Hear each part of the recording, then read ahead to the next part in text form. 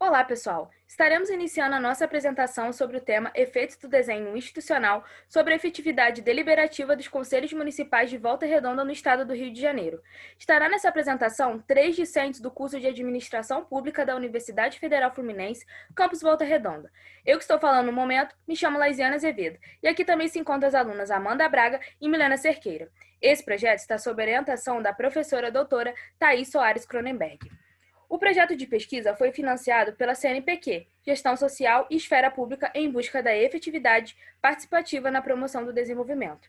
A discussão insere-se na temática sobre a relação Estado-sociedade na gestão pública no município de Volta Redonda, no que se refere às institucionalidades participativas, em especial os efeitos do desenho institucional para a efetividade deliberativa. Nosso objetivo principal é analisar as regras de funcionamento que norteiam o desempenho dos conselhos do município. Nessa apresentação, destacaremos os principais resultados alcançados. Agora vamos falar sobre o referencial teórico. Introduzido no debate, é necessário recordar o cenário onde a Constituição Federal de 1988 foi uma conquista democrática que permitiu a participação cidadã para o direcionamento de políticas públicas. Assim, as institucionalidades participativas são os mecanismos utilizados para essa participação, incorporando cidadãos e associações de sociedade civil na deliberação sobre essas políticas. O instrumento da institucionalização da participação são os conselhos gestores, o qual usamos como objeto de estudo. São espaços criados por lei que asseguram a participação social no processo político decisório.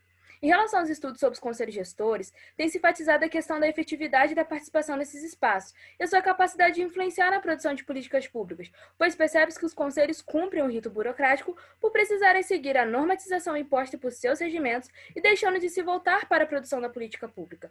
Uma dimensão de análise dessas instâncias é o desenho institucional, pois as normas e regramentos que norteiam as atividades dos conselhos permitem analisar, por exemplo, a sua habilidade de inclusão de novos atores, a igualdade de participação, sua organização e o modelo dos processos decisórios. Por isso, a dimensão institucional é determinante para o alcance da efetividade, inclusão e ampliação da participação na deliberação, uma vez que ocasiona padrões, regulamentos e mecanismos que interferem no seu desempenho. Agora vamos falar sobre a metodologia.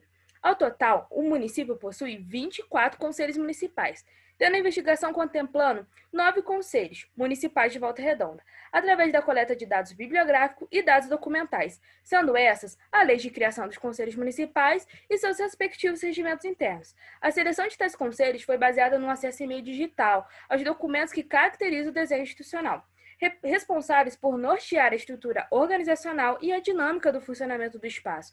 Os conselhos analisados são na área de política cultural, saúde, direitos da criança e do adolescente, proteção e defesa dos animais, defesa do meio ambiente, turismo, segurança alimentar e nutricional, o Conselho do Fundeb e dos direitos da mulher.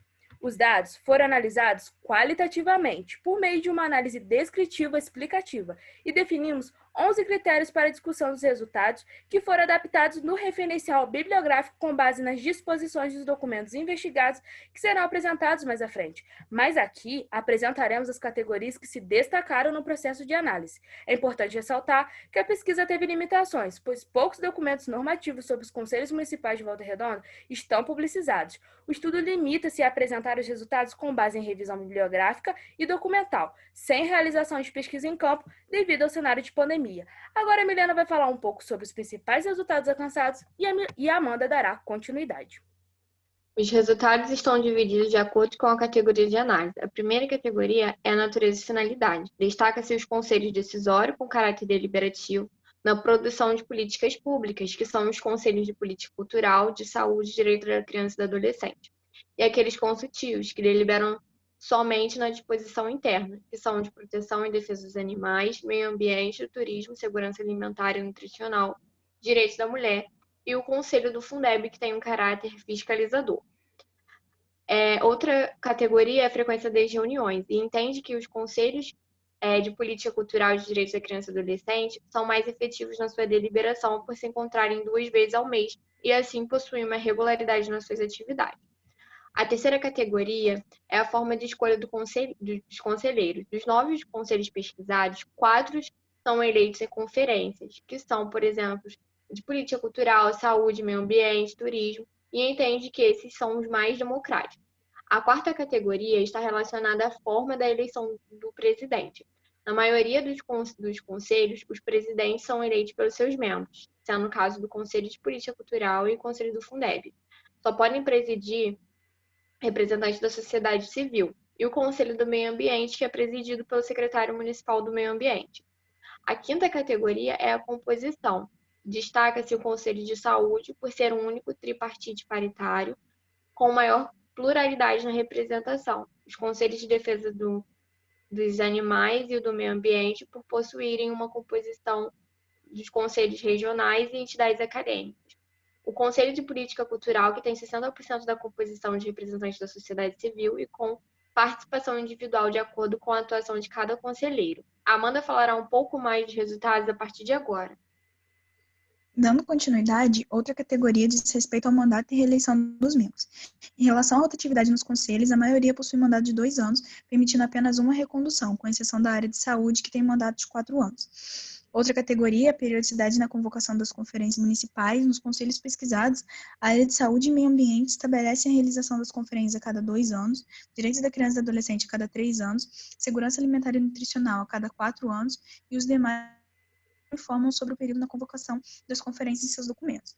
Por fim, a última categoria das competências, e aqui destaca-se a formulação e a coordenação da política pública municipal, a que se referem os conselhos de saúde, política cultural, direitos da criança e do adolescente, além do monitoramento e assessoramento das políticas, no caso dos conselhos de turismo, meio ambiente, segurança alimentar e nutricional, direitos da mulher e proteção e defesa dos animais, e o exercício da fiscalização das ações públicas e execução dos recursos financeiros, características do Conselho do Fundeb. Assim, na discussão percebemos a influência que as disposições normativas exercem na configuração dos espaços públicos de participação, como os conselhos gestores, o que pode torná-los mais ou menos democráticos, plurais e inclusivos.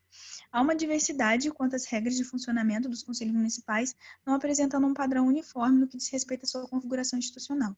Assim, concluímos que as regras do jogo importam para a configuração democrática e deliberativa das institucionalidades participativas e acabam por influenciar os efeitos alcançados no cumprimento das atribuições desse espaço de cogestão entre Estado e sociedade na produção de bem público. E nós disponibilizamos as referências bibliográficas utilizadas na produção do artigo. Qualquer dúvida, entre em contato conosco através do e-mail. Agradecemos sua atenção até aqui. Muito obrigada.